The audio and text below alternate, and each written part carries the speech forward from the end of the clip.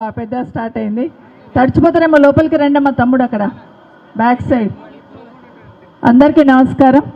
వేదిక మీద ఉన్న గౌరవనీయులు, ఈరోజు ఈ మండల్ పార్టీ అధ్యక్షులు నరసింహరావు గారికి, సభ అధ్యక్షులు, అదేవిధంగా ఈరోజు ఈ కార్యక్రమానికి ముఖ్య అతిథిగా విచ్చేసిన సోదరులు గౌరవనీయులు ప్రవీణ్ కుమార్ గారికి, అదేవిధంగా అవినాష్ రెడ్డి గారికి, మీ జెడ్పీటీసీగా మీ మధ్యలో ఉంటూ ఒక్కరోజు ముందు టైం తీసుకున్నాను నా దగ్గర.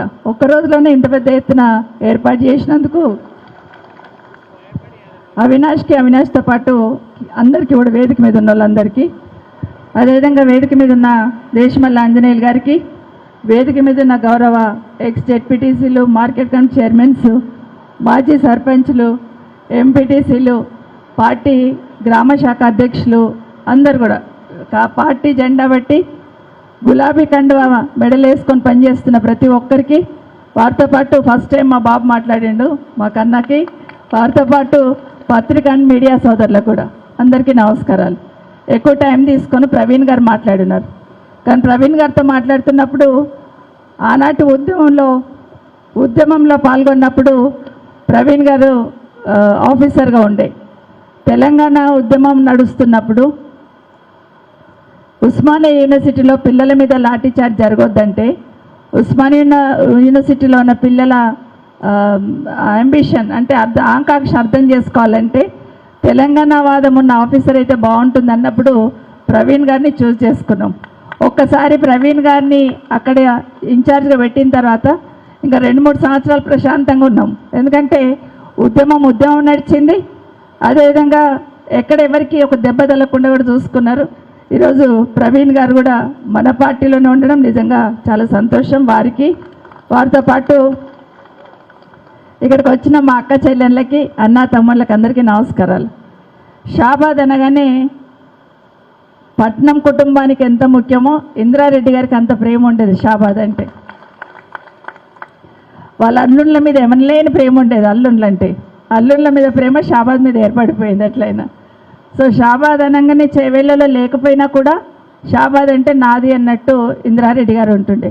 అట్లాగే మీరందరూ కూడా ఈరోజు అవినాష్ని 15 సంవత్సరాల నుండి ఏదో ఒక పొజిషన్లో తీసుకొని రాజేందర్ ఆ రోజు మీ సేవను అందించిన దాన్ని రుణం తీర్చుకునే ప్రయత్నం మీరు కూడా చేస్తున్నారు. మీకు అందరికీ కూడా ప్రత్యేకంగా ధన్యవాదాలు తెలియజేస్తున్నాను. అట్లాగే అవినాష్ కూడా మీకు మధ్యలో ఉండి పనిచేసే ప్రయత్నం చేస్తున్నాడు. అలాగే భవిష్యత్తులో కూడా ఇంకా ఎదగాలని మనస్ఫూర్తిగా కోరుతా ఉన్నాను, వేదిక మీద ఉన్న అందరితో పాటు. అయితే ఎక్కువ మాట్లాడాను ఎందుకంటే ప్రవీణ్ గారు చాలా విషయాలు చెప్పారు.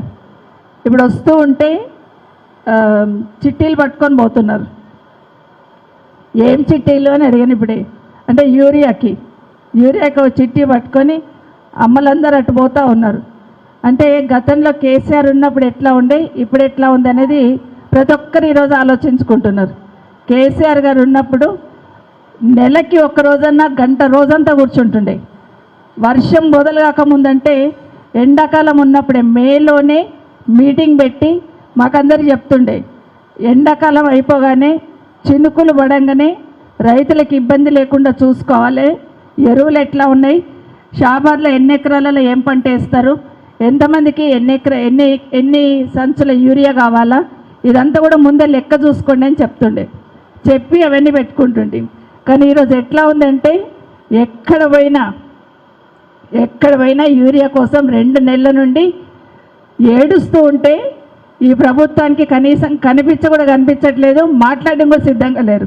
కొంతమంది మంత్రులు అంటారు పడేసిన చెప్పులన్నీ ఏడుకొచ్చి లైన్లో పెడుతున్నారు, అక్కడ రైతులు ఏడున్నారు అంటున్నారు.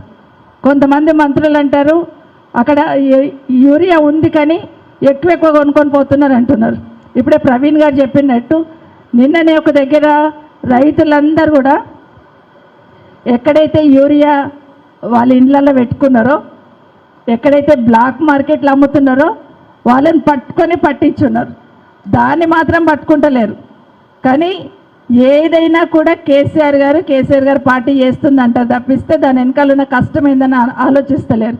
ఈరోజు ఇంతమంది అక్క చెల్లెళ్ళు ఉన్నారు. ఇక్కడ మాటకు ముందు రేవంత్ రెడ్డి ఏం చెప్తున్నాడు, లేడీస్ కనిపించగానే ఏం చెప్తాడమ్మా, మీరే చెప్పాలి. ఆడళ్ళు కనిపించగానే ఏం చెప్తాడు రేవంత్ రెడ్డి, మా అక్క చెల్లెళ్ళను కోటీశ్వరులను చేస్తా అంటాడు. 1,00,00,000 మందిని కోటీశ్వరులను చేస్తా అంటున్నాడు. అంటే ఒకరొకరు ₹1,00,00,000 ఇస్తా అంటున్నాడు. వచ్చినాయా మరి ఏమన్నా? ఒక్కరికైనా వచ్చిందా షాబాద్లో? 1,00,00,000 మంది మహిళలలో మన వాళ్ళు ఉండాలి కదా, ఒక్కరన్నా ఉండాలి కదా.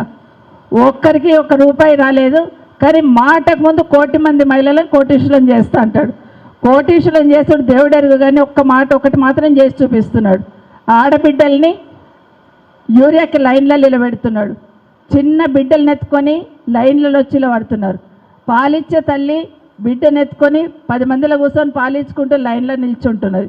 ఆడబిడ్డల్ని గేట్లెక్కి దుంకేటట్టు చేస్తున్నాడు. కేసీఆర్ గారేమో ఆడబిడ్డలు బిందె పట్టుకొని వస్తే పరువు పోతుందంటే, రేవంత్ రెడ్డి గారేమో గేట్లెక్కి దుంకేటట్టు చేస్తున్నాడు. ఒక్కసారి ఆలోచించండి. ఈరోజు ఇంతమంది ఆడబిడ్డలు ఇంత బాధపడుతూ ఉంటే, లైన్లలో నిల్చుంటే, రాత్రిలు అక్కడనే వండుకుంటుంటే యూరియా కోసం చిన్నపిల్లల్ని ఎత్తుకొని వస్తూ ఉంటే, రైతన్నలందరూ పోలీస్ స్టేషన్లో కూపన్లు తీసుకుంటున్నారు. పోలీసు వాళ్ళు ఉండి కూపన్లు ఇస్తూ ఉన్నారు. లైన్ నిలబడితే లైన్ సరిగా లేదని చెంప మీద కొట్టిన సందర్భాలు కూడా ఉన్నాయి. ఏం కర్మ పట్టింది తెలంగాణ రాష్ట్ర ప్రజలకంటే కేసీఆర్ గారు పోవడం ఒక్కటే దురదృష్టం పట్టుకుందని మాత్రం వాస్తవం. ఇప్పటికైనా ఈ ప్రభుత్వం ఇప్పటికైనా కళ్ళు తెరిచి ఒకరి మీద ఒకరు నెపం నెట్టేసుకుంటున్నారు. బీజేపీ వాళ్ళు మా తప్పు కాదంటారు, మేము అంత ఇచ్చేసినామంటారు. కాంగ్రెస్ వాళ్ళు అంటారు మాకు రాలేదంటారు. మరి వాళ్ళు ఇచ్చినామంటున్నారు, మీరు రాలేదంటున్నారు. మరి ఎక్కడ పోయింది యూరియా అంటే ఇద్దరు దొంగాట ఆడుతున్నారు.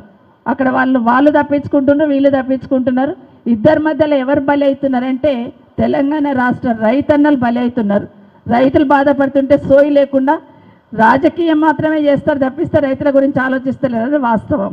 ఇంకొక మాట, నేను వస్తుంటే ఒక అమ్మ అడిగింది, అమ్మ నాకు ఇల్లు లేదు, ఒక ఇల్లు అని. వాస్తవం ఏం చెప్పిండ్రు? ఇల్లు లేని వాళ్ళందరికీ ఇల్లు ఇస్తామన్నారు. కానీ ఊళ్ళో ఏం జరుగుతుంది? కాంగ్రెస్ వాళ్ళు ఎవరుంటే గాళ్ళకే ఇల్లు రాసుకుంటున్నారు. అవునా కాదా? రాకపోతే మీరు రండి ఇస్తామంటున్నారు తప్పిస్తే పేదోడికి గుడిసె కింద ఉన్నాడు కదా ఇయ్యాలని ఆలోచన రాలేదు.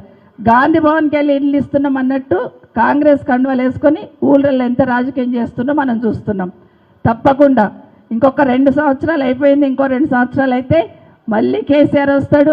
ఖచ్చితంగా ప్రతి ఒక్కరికి ఇప్పుడు ఎవరినైతే అవమానిస్తున్నారో వాళ్ళందరికీ కూడా మళ్ళీ దగ్గరుండి ఇల్లు కట్టించే బాధ్యత అవినాష్ చూసుకుంటాడని కూడా మీకు అందరు తెలియజేస్తున్నా. అయితే రేపు ఎన్నికలు వచ్చేది ఉన్నాయి కదా, సర్పంచ్ ఎలక్షన్స్, ఎంపీటీసీ ఎలక్షన్స్ పెడతా అంటున్నాడు. పెట్టాడో దేవుడికి ఎరక. కానీ పెడితే ఆయన భయం ఏంటంటే ఒక వార్డు మెంబర్ కూడా గెలవాడు కాంగ్రెస్ వాడు. అందుకే ఏం చేస్తున్నాడు, ఇగో రేపు పెడతా, ఎల్లుండి పెడతా, ఇగో 4 రోజులకు పెడతా అని చెప్తున్నాడు తప్పిస్తే ఎన్నికలకు వచ్చే ధైర్యం కాంగ్రెస్ పార్టీలకు లేదని అర్థమైపోయింది.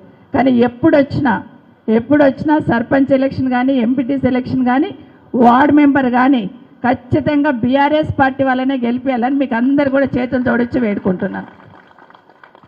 ఇంకొక మాట చెప్తా ఉన్నారు, ఎక్కడైనా కూడా ఎలక్షన్స్ పెట్టాలి కదా. ఇప్పుడే అడుగుతున్నా అవినాష్ని, సింగిల్ విండో చైర్మన్లు అందరు కూడా బీఆర్ఎస్ పార్టీ వాళ్ళు ఉండ్రి, కొంతమంది పార్టీ మారేండ్రు. పార్టీ మారని వాళ్ళని ఏం చేస్తున్నారంటే ముందు పార్టీ మారండి, లేకపోతే మీకు పదవులకు వెళ్ళి తీసేస్తామని. ఎలక్షన్ ప్రజలు రైతులు వేసిన ఓట్లతో గెలిచిన సింగిల్ విండో చైర్మన్లను కూడా ఈరోజు ప్రభుత్వం నుండి ఆర్డర్ ఇచ్చి మార్చేస్తున్నారు. ఎందుకంటే ముఖం బాలేక అద్దం బాల కొట్టుకున్నారు అంటారు కదా, వాళ్ళు ఎరువు ఎన్నిక ఇది లేక సోయి లేక వీళ్ళు సరిగ్గా ఇస్తలేరన్న నెపంతో వాళ్ళని తీసేసే ప్రయత్నం, అది కూడా ప్రతిపక్షం ఎమ్మెల్యేలు ఉన్న దగ్గర మాత్రమే తీసేసే ప్రయత్నం చేస్తున్నారు. ఇంత దిగజారు రాజకీయాలు చేస్తున్న ఈ పార్టీకి, కాంగ్రెస్ పార్టీకి ఖచ్చితంగా బుద్ధి చెప్పుదామని కూడా మీకు అందరు కూడా మరొకసారి తెలియజేసుకుంటూ మీకు అందరికి ఒకటే కోరుతున్నాం. ఈరోజు కేసీఆర్ గారు ఈ రాష్ట్రం వచ్చిన తర్వాత ఇంటి పెద్ద మనిషి ఎట్లయితే తన కుటుంబం బాగుండాలనుకుంటాడో అట్లా ఒక్కొక్కటి కోరి బాగు చేసుకున్నాడు. మొట్టమొదటిగా ఆడబిడ్డలు బయటికి రావద్దు బిందె పట్టుకోనని ఎక్కడో ఉన్న నీళ్ళని తీసుకొచ్చి ఇంటింటికి నల్లా ద్వారా నీళ్ళు ఇచ్చిండా లేదా ఒక్కసారి ఆలోచించండి. ఆ నల్లా దగ్గర నల్లా ఇప్పితే ఎవరు గుర్తుకొస్తారు? కేసీఆర్ గుర్తుకొస్తాడు. అంతకుముందు 7 గంటల కరెంట్ ఉంటుండే రైతులకి, పొద్దున 3 గంటలు, రాత్రి 4 గంటలు. వ్యవసాయం చేసుకోవాలంటే రాత్రి పోతుండ్రి. అట్లాంటిది 24 గంటల కరెంటు చేసిందంటే ఎవరు గొప్పతనం? కేసీఆర్ గారు గొప్పతనం. ఇంతకుముందే చెప్తున్నారు మన జెడ్పీటీసీ గారు, మార్కెట్ కమిటీ చైర్మన్ గారు, ఇప్పుడు అప్పుడప్పుడు కట్ చేస్తూ ఉన్నారని. కట్ చేస్తున్నది వాస్తవం, కానీ 24 గంటల కరెంటు, ఉచిత కరెంటు ఎన్ని కష్టాలైనా కూడా రైతులకు ఇబ్బంది కావద్దని కేసీఆర్ చూసుకున్నాడు. ఇంతకుముందు ఎప్పుడైనా ఊళ్ళల్లో పెళ్లిళ్ళు అయితే కనీసం అన్నదమ్ములు కూడా ఆసరా ఇవ్వకుండ్రి. అట్లాంటిది కేసీఆర్ గారు వచ్చిన తర్వాత ఆడబిడ్డ పెళ్ళి అయితే 1,00,000 రూపాయలు ఇచ్చి చూపించినాడా లేదా? అంతకుముందు ఎవరైనా ఇచ్చున్నారా? కులం లేదు, మతం లేదు, పార్టీ లేదు, ఆడబిడ్డ పెళ్ళి అయితే చాలు 1,00,000 రూపాయలు ఇవ్వండి అని చెప్పాడు కేసీఆర్ గారు. రేవంత్ రెడ్డి వచ్చి ఏం చెప్పిండు? వచ్చింది అమర్ తులం బంగారం ఎవరికైనా? కేసీఆర్ మేనమామ అయ్యండి. నా తల్లి పల్లె చెప్పావు. కేసీఆర్ గారు మేనమామ అయ్యండు కాబట్టి 1,00,000 రూపాయలు ఇచ్చిండు. కరెక్ట్గా చెప్పింది అమ్మ. కానీ రేవంత్ రెడ్డి వచ్చి ఏం ఆశ చూపించిండు? కేసీఆర్ 1,00,000 ఇస్తున్నాడు, నేను తులం బంగారం ఇస్తాడు. తులం బంగారం లేదు, 1,00,000 కూడా చక్కగా ఇస్తలేడు. రేవంత్ రెడ్డి ఏం చేస్తుండమ్మా? మోసం చేస్తున్నాడు. కరెక్ట్గా చెప్తున్నావు. మోసం చేస్తున్నాడు ఆయన అని చెప్తున్నాడు. మోసం చేసి అధికారంలోకి వచ్చిండు, మళ్ళీ మోసం చేయబోతారు.